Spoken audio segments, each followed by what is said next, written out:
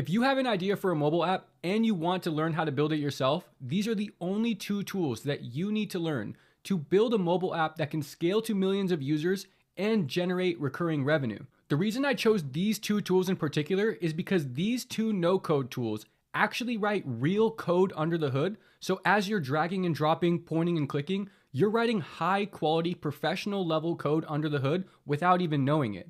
This video is actually a remake of another video that I did over 2 years ago that went viral and touched over 300,000 people. Since that video, I've helped over 1,000 entrepreneurs inside of the Dreams into Apps Accelerator learn how to launch their own software products, and I've become the go-to person on YouTube to learn how to build apps in FlutterFlow and Buildship.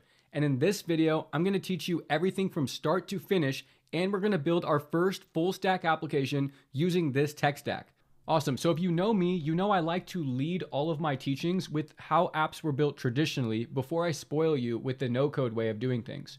Traditionally, full stack apps were built like this. You had a front-end application, which is what the users tap, touch, and feel.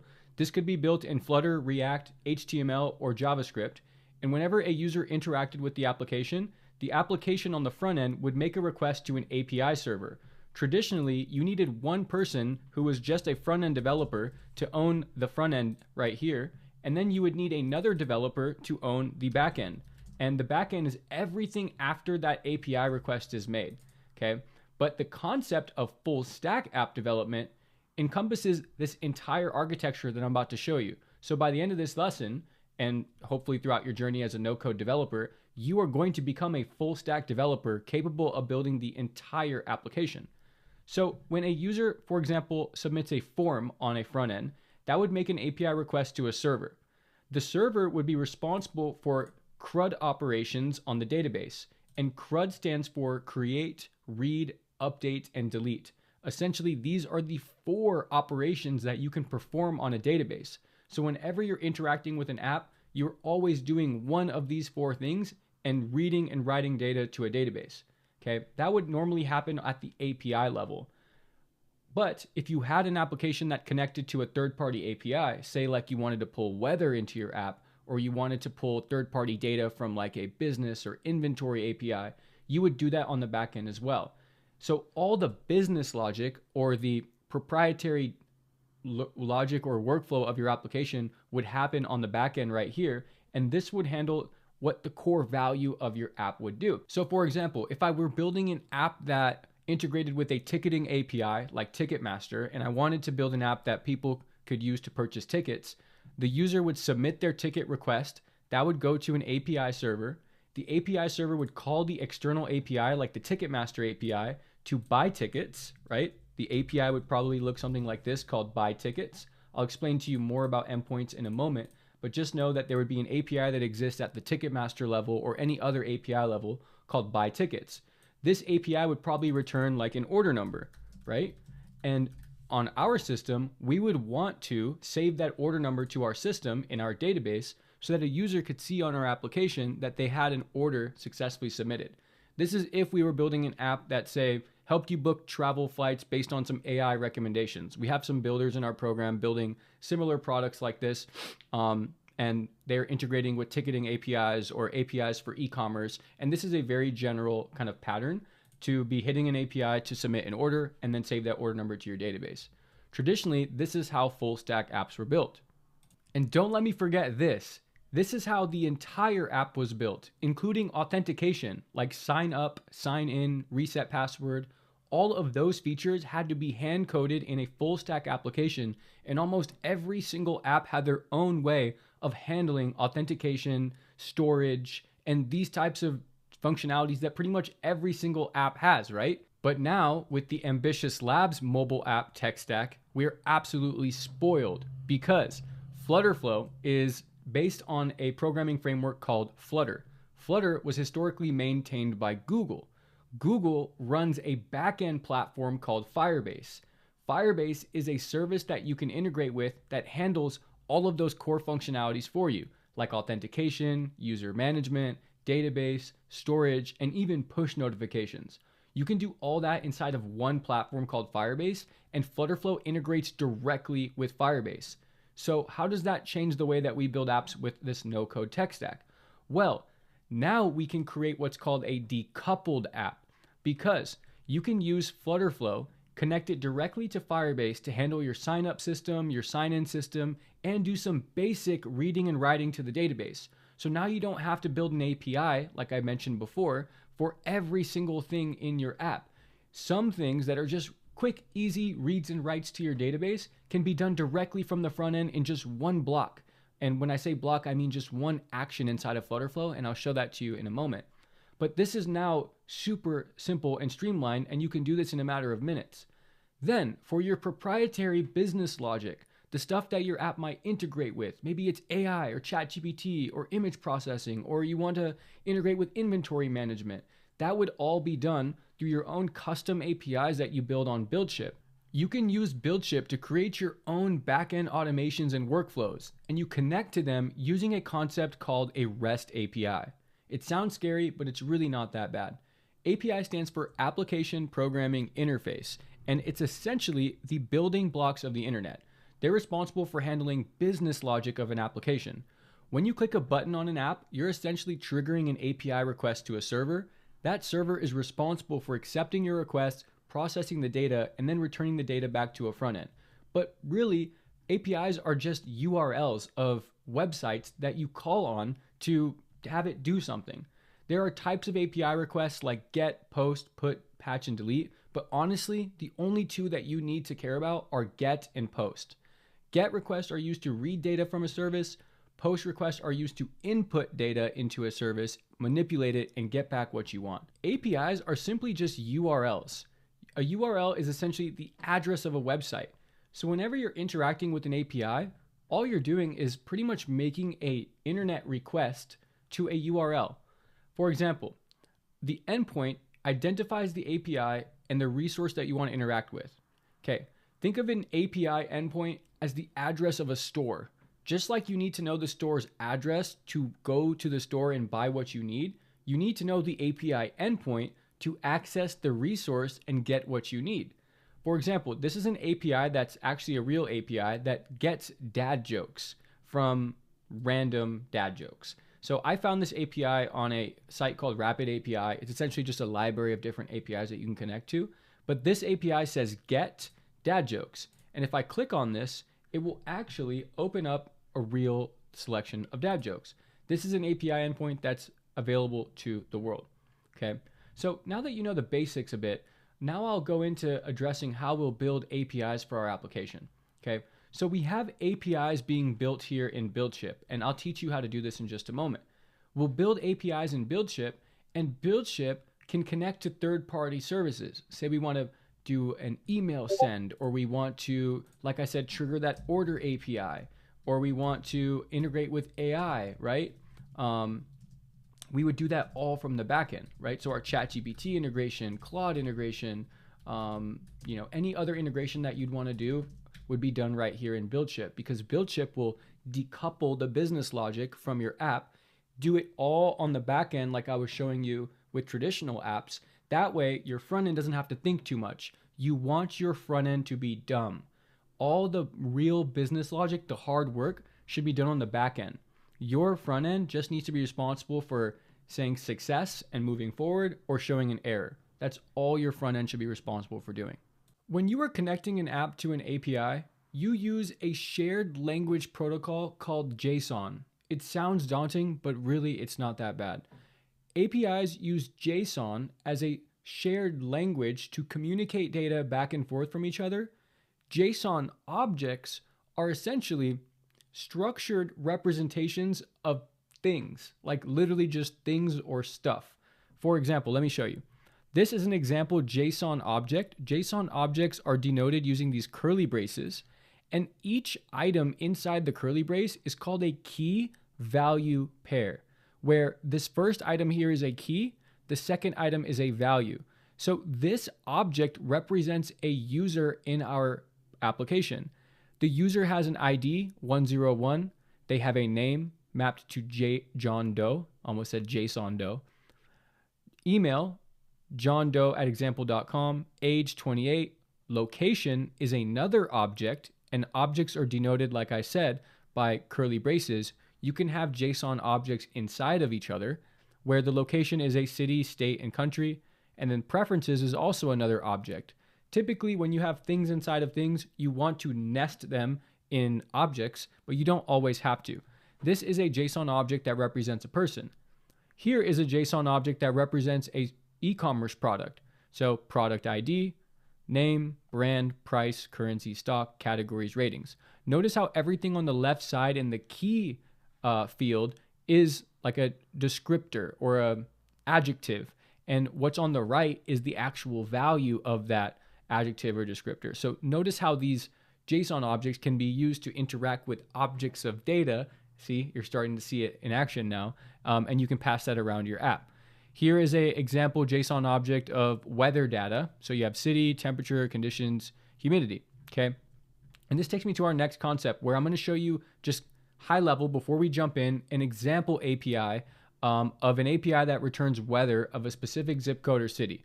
So say we were to build this API, we wanted to connect it to our application. Say we were building an app for farmers to see the upcoming weather of their crops. So we would build an API endpoint, and you can do this in Buildship, and we would have a URL here, something like ambitiouslabs.io/weather. And typically you would have something like api.ambitiouslabs.io/weather, okay? This API would work like this. We would input the zip code. An example of the zip code could be 30024, that's Atlanta, Georgia, where I am, okay? You would pass that zip code as a JSON object. So notice I have curly brace, key zip code, value 30024. We would make an API request. We would then call the API. That API server would be on Buildship. Buildship would then hit another weather API because we are creating our own service that handles our proprietary business logic. We're going to go ask this weather API externally from like weather.com or something. We can find another API. We'll ask that weather API for the weather. We will return that weather to our Buildship server, and then our Buildship server will then return that to our front end. So this is how we would build our own weather API. The problem with connecting to this weather API directly from our front end is that say we wanted to save that data to our database. Well, since we're skipping this middle step, we have no control over what happens in between.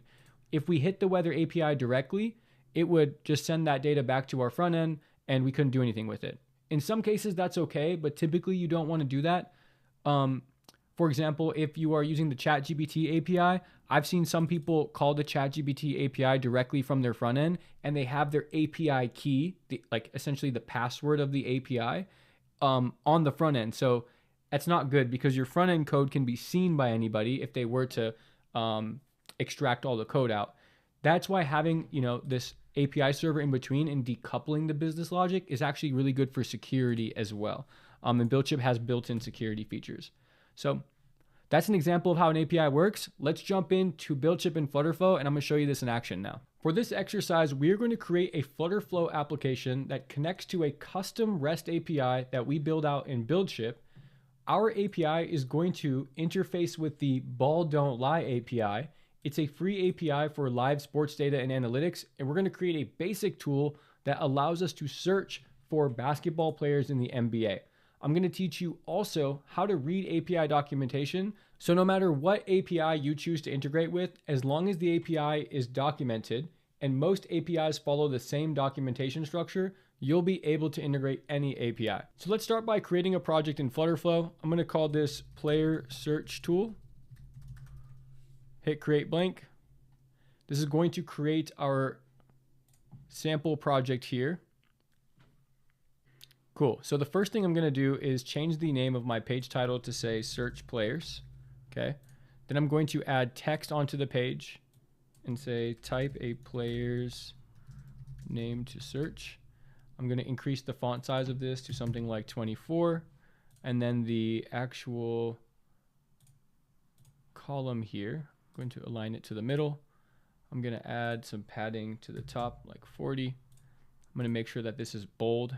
Give it some nice, beautiful. Then I'm going to put an input field, or it's actually called text field. Drag this here. Beautiful. I'm going to make the width of this 100%. Excuse me, not 100. I'll make it 80%. Good. font size, we'll say 18. I'll add 20 pixels of padding to the top and a button to search. Okay, same thing. I'm going to add 20 pixels on the button, 18 font size, and I'm going to change the name of the button to say search. All right, beautiful. So I have a very basic form input field. And when a user taps on this search button, I then want to trigger a Buildship API. So we'll head over to Buildship, and I'm going to tap on the plus sign to create our first API. I'm going to hit start from scratch and call this search players. Hit create. Beautiful. This input here is going to be beautiful. So the connection that we want to create is a REST API call connection. That will allow us to trigger this workflow when the front end here makes a API request to our backend. I'm going to keep the path called search players. The method will be post since I am sending input to this API. I will hit connect here, and that will spin me up my first REST API endpoint. The first thing that I like to do anytime I create an endpoint is just to test it on the front end to make sure that it works.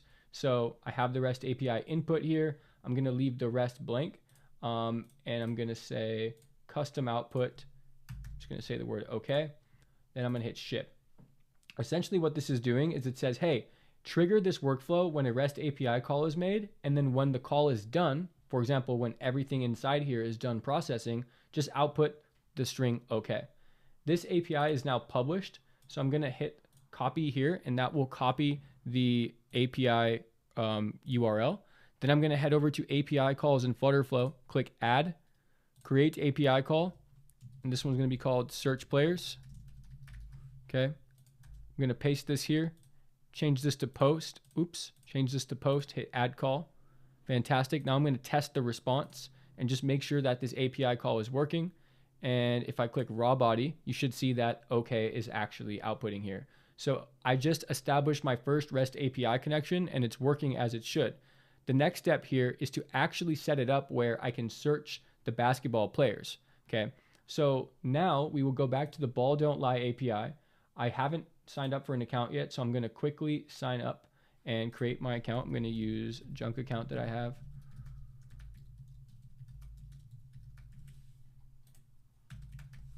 Hit submit, create my account here, and boom.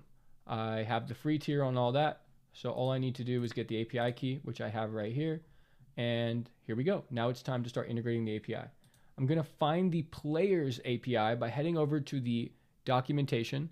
There is a tab right here called players. And one of the API endpoints is called get all players. The cool thing about the get all players API is that it retrieves all players. But if you look down here in query parameters are essentially inputs that the API accepts. There is a search input here, which returns players whose first or last name matches this value. For example, if I pass search equals Davis, this will return players that have Davis in their first or last name.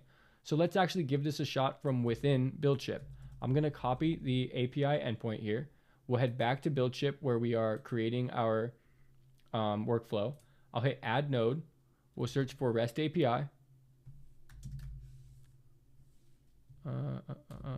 Excuse me, API call node. It looks like they changed it. API call node. Beautiful.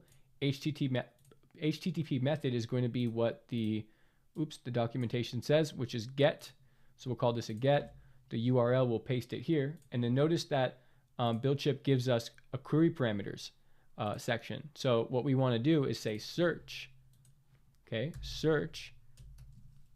And since this is JavaScript, we're going to want to wrap it in quotes. We'll say search : Davis. Okay, I'm just going to hard code that. So essentially I'm making it so that anytime this API is called, it's going to pass the word Davis. Then on the output of my API as a whole, I'm going to create an object and say players : and then variables right here allows me to get the output of this API call node called data. Okay, now I'm going to save this. We'll ship the changes. Oops, looks like we have, await is required. Await means if you want your workflow to wait until this is done before moving on to the next step, you would hit true. If you want it to just keep moving on, even if this step is not done, you would hit false. So I'm just going to hit true right here just to satisfy the requirement. Now I'm going to hit update again. Boom, successfully shipped. Let's head back to our API tester here in FlutterFlow.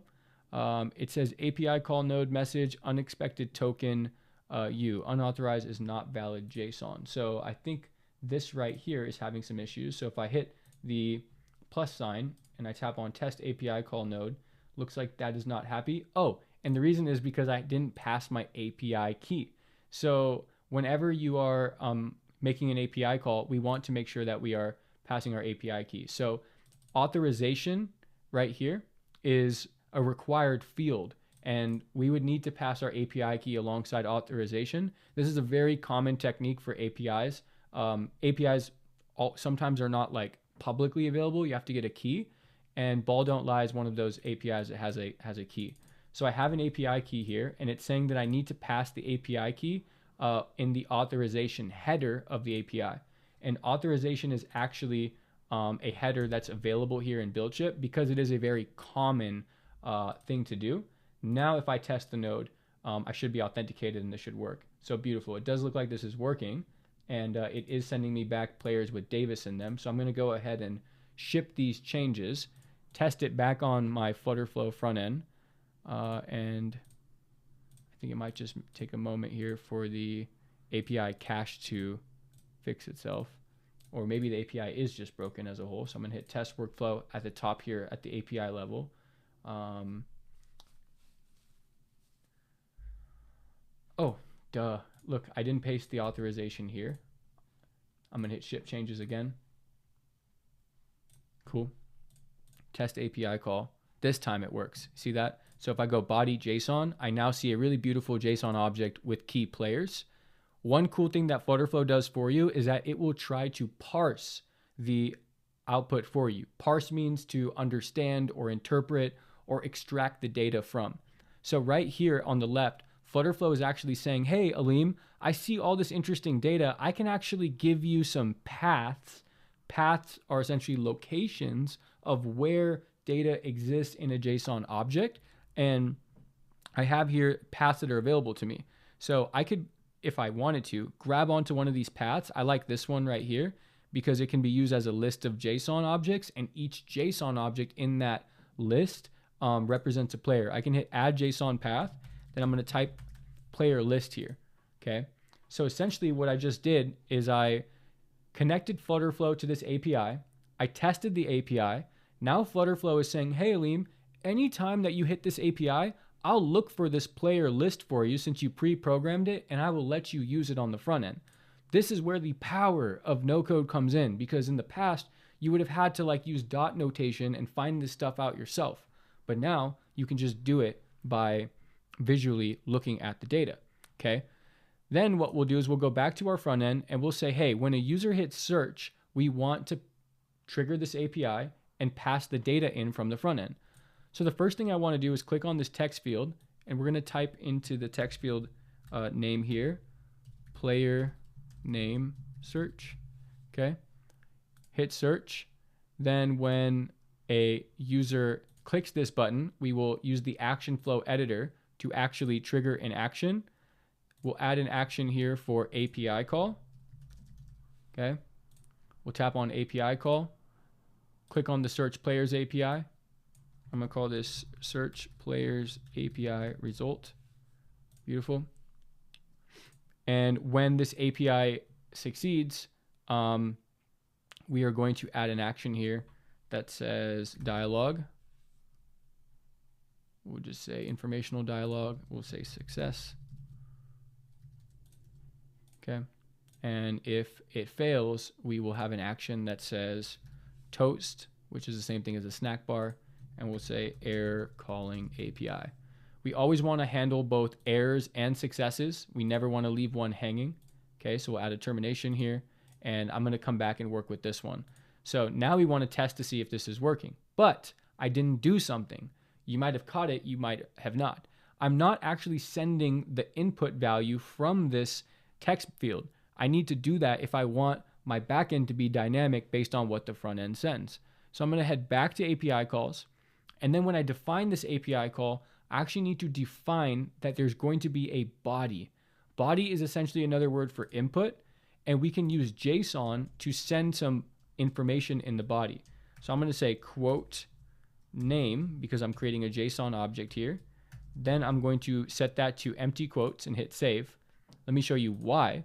Because I can actually program FlutterFlow to look for a variable or look for an input before it sends it to the backend. So I can say variables, name, player name, type is a string, default value we'll leave empty. Now I'll say save. We'll go back to body and you'll see this player name variable be available here. Then I can just drag and drop it onto the JSON editor and boom, now I just programmed the API to look for a name input. And if I provide it a variable player name, it will actually inject that variable from the front end. Okay, let me show you how this works. Now when I click on search, I open the API call. See, now here it says variables, set additional variable, because the API is programmed to look for variables. I'll click on set additional variable, then tap on player name. The value of the player name is going to be the value that a user types into the input field. So we'll click on the orange icon here. We'll find widget state and hit player name search. Okay. Now player name search will take the input from the input field, pass it to the API. This should do the trick as far as setting the input goes. I'm going to hit test mode at the top so I can start running my application to see if this works. While this is in test mode on the left-hand side, I'm going to set up my API to have inputs. Okay. So inputs are very common in REST APIs. You can click here, add input. Then we will say string. And I'm going to say, oops, my input here is going to be player name. I think that's how we set it up back at FlutterFlow. It's actually just name. So we're going to say name here. Okay. Then the name of this input is going to be the same name that we pass here in query param. So I'm going to actually get rid of Davis because it was hard coded to Davis. Then I'm going to click variables, inputs, name. Okay. Boom. That should set the name. That should set the name based on what I send it from the front end. So let's give this a shot. As soon as one way to test this is to go to the response and test tab here, which will allow you to test to see if your API call works with real variables. So say I change this to something like Thompson, like I'm searching for Clay Thompson, I'll hit test API call and boom, Clay Thompson pops up here. So this is how we know that the inputs from FlutterFlow are matching the inputs that we provided to Buildship. So I'm pretty confident that when I test my app here, which seems to be working, I'm going to get rid of dark mode. Sometimes that makes the app look ugly. I'm pretty confident that this is going to work. So now I'll say curry, hit search, and I got a success. Beautiful. Well, now I know the API is working, but I need to actually display the data, right? Well, here's where the magic happens in applications. We're going to create another page to show the details of the player here. So let's just find some really basic UI like this. Here's a player one. Boom. I'll hit my theme. We'll say player profile. Okay. Hit create page. And here is going to be a profile page that we will forward our user to if the API is successful. What we will do is we will create what's called a page parameter, which allows us to pass inputs from one page to another. So I'm going to call this player data, and the type is going to be a object, so JSON. This is a very unstructured way of doing things. I'm just being a bit loose here, but you could actually define a data type using FlutterFlow's data type features. That's a bit more advanced, and we teach that inside of Dreams into Apps. But for this specific use case, I'm going to be a bit loose and just say, hey, you're just going to get a JSON object, and I'm going to show you where in the JSON object you're going to find each piece of data. So this JSON object is required. It's called player data. I'm going to hit confirm. Then we'll go back to homepage, click on search, open the action flow editor, and instead of doing an alert dialog, I'm going to change this to navigate to. We're going to say navigate to player profile, and then notice this green button is highlighted here that says pass, because it's looking for the player data to be passed through because I declared it as required. So now I'll say value, action outputs, search player's API result. Then I'll say JSON body, JSON path, and the JSON path I'm going to send is actually player, because that's what I'm sending here. It's going to be actually dot players, and it should be an array. So I'm going to hit bracket notation 0 to grab the first item in the array. I am assuming a little bit of advanced knowledge here, but the point is to show you the power, and I can always teach you the advanced concepts. So cool. Boom. We got that going. Now let's refresh the page. And my goal is to see the page actually navigate from one screen to the next. Beautiful. My app is online. I'm going to type the word curry, hit search, and if all goes well, it should forward me to the right page. Boom. I'm forwarded to the right page, and now our job is to map the data from the API. We're on the right track. Let's go to player profile. And the one thing I'm going to do is test the API on the right-hand side here in Buildship, because I want to see what the output looks like. So here we have players, and it actually looks like I was wrong. We need to say players.data, and then we need to get the first item in the data array. So I actually messed up over here on the API. That's actually a rookie mistake from my part, but we'll go players.data. So we'll say player list. Okay, cool. So actually what I'm going to do is hit here, and what I'll do is I'll say player data, and actually I should have done this a different way. I should have said player data, action outputs, API response, and JSON body, predefined path player list, and I'm going to say item at index is 0. So I know I just kind of blasted through that, but essentially it means, hey, you told me, Aleem, that I'm going to get back a list of players, and this is me saying, hey, use that predefined path that you told me about. The available options says, where do you want me to find it? So I'm going to say find it at item at index. Index means location in computer science. I'm going to say get me the first location in the array. No further changes, confirm. Okay. So I know this is a little bit difficult, but I'm also showing you quite an advanced piece of functionality that even if you're capturing 50 or 60% of what I'm doing here, you're off to the right track. A little bit of trial and error, and you'll absolutely get it. Mind you, I have 10 years of app development experience, so it does come a bit more natural. However, you can absolutely pull this off. Beautiful. So now that I have that fixed, I should be actually getting this data passed to the player profile. Okay, I'm going to test that by clicking on text and then mapping this piece of text to player data. Okay, JSON path, and I'll say dot first name. Oops, like this. Okay, dot first name, confirm. But the thing is, since I have first and last name, I probably want to use the combine text option here. So combine text. So boom, player data, JSON path, dot first name. Combine this with player data, dot last name. Boom. First name, last name. So after some quick debugging, I found that I actually used last name camel case when it should really be snake cased here. So I'm actually changing that now. I think that should be the missing piece.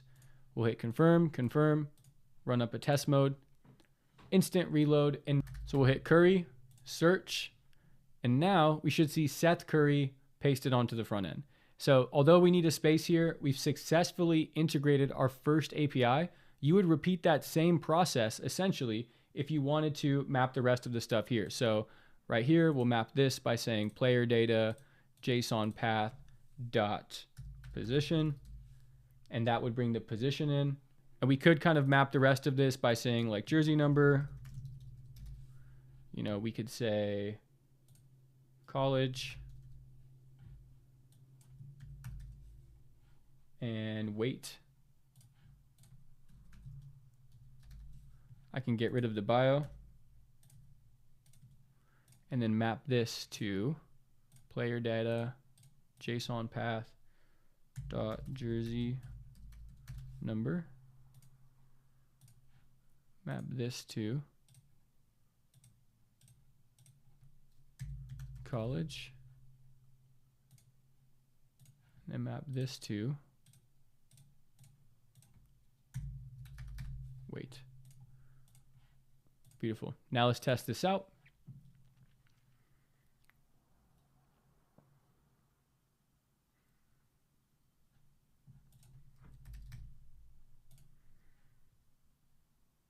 Beautiful. We got the position, the jersey number, college, and weight. Boom. We just created our first successful application. I hope now you see the power of using FlutterFlow and Buildship to create fully decoupled applications that are capable of scaling to millions of users. This is the way to build mobile apps because now I have a real Flutter front-end application and a real TypeScript backend that I can build pretty much any functionality with because I have access to the underlying code. But guess what? We didn't write a single line of code that whole time. We did use some challenging techniques that require some level of computer science understanding, but you can learn these things. And when you do, you will be extremely powerful because there is no piece of software that you can't build after learning with this stack.